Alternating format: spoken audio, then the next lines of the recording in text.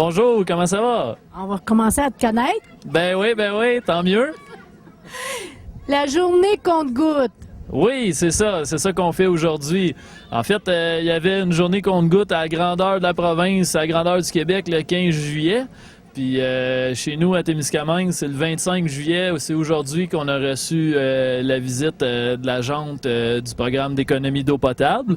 Puis la journée, ça a pour but de sensibiliser les gens à économiser l'eau le plus qu'ils peuvent en posant des petits gestes bien simples. Mais je crois que ce sont plus les jeunes qui écoutent la jeune dame.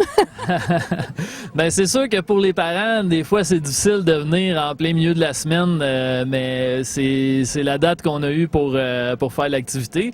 Fait que on a le camp de jour qui est de Témiscamingue qui est ici aujourd'hui. Puis les parents qui pouvaient amener leurs enfants pouvaient venir aussi au parc aujourd'hui. Puis on a passé une belle journée. De toute façon, on peut toujours s'informer comment économiser l'eau.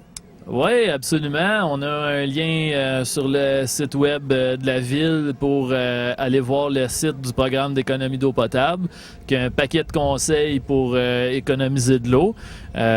Puis c'est sûr qu'on peut s'informer sur ce site-là qui est très bien fait.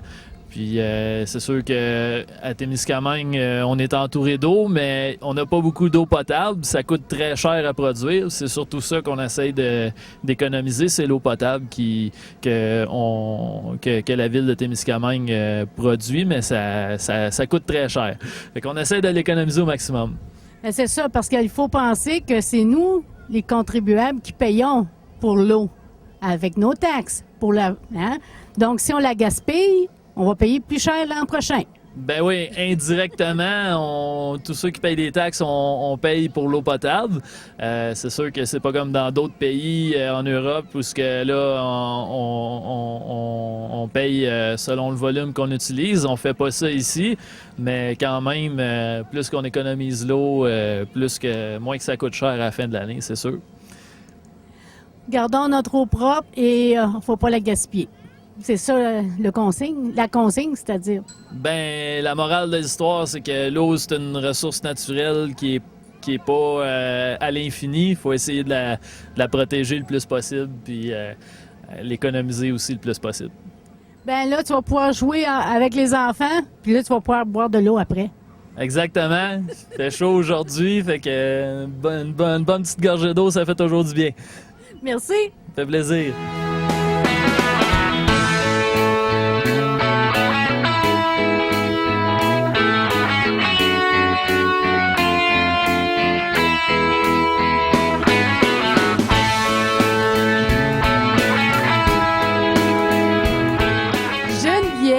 C'est quoi ton nom de famille encore? Tremblay-Plourde. Bon.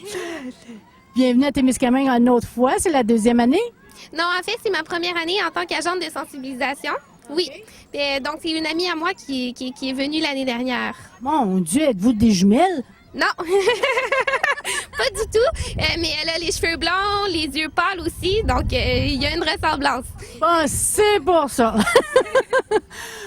Qu'est-ce que tu as démontré aujourd'hui aux enfants? En fait, les enfants, à la base, sont des gens tellement réceptifs par rapport à l'eau potable. Quand je fais dans tes camps de jour, quand je fais de l'animation comme aujourd'hui, vraiment, les gens sont réceptifs. Les jeunes, c'est des vraies polices de l'eau.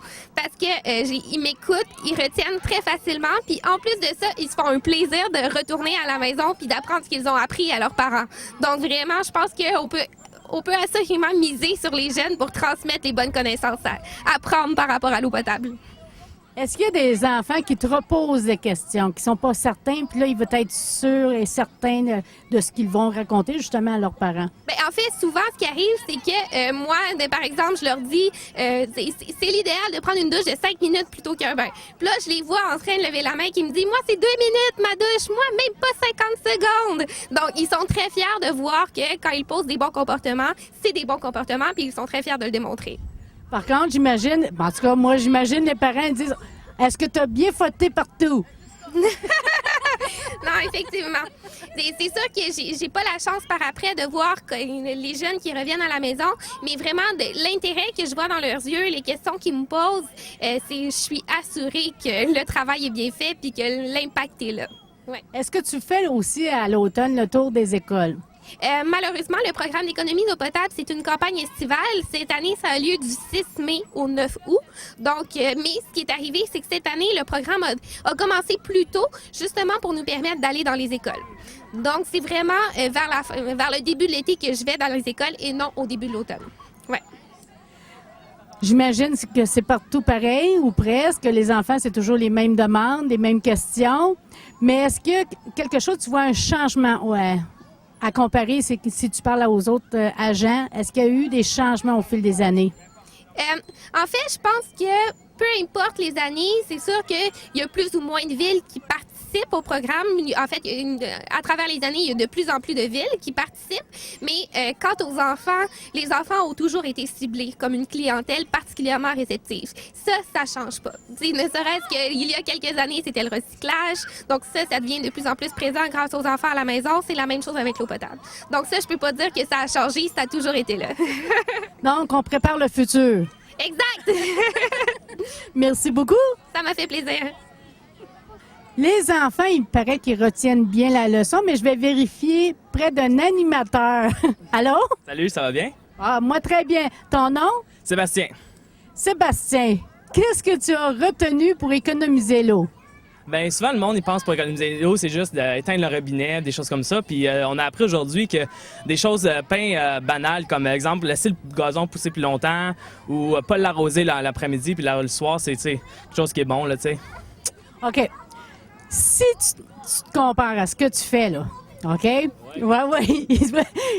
Est-ce que ça prend du temps, toi, prendre une douche, un exemple? Ben moi, je trouve que le douche, ça doit pas être, pour moi, c'est pas longtemps, là. Tu sais, moi, c'est un 5-10 minutes. Je dépasse un petit peu, mais je pense que c'est quand même raisonnable de mon temps, là.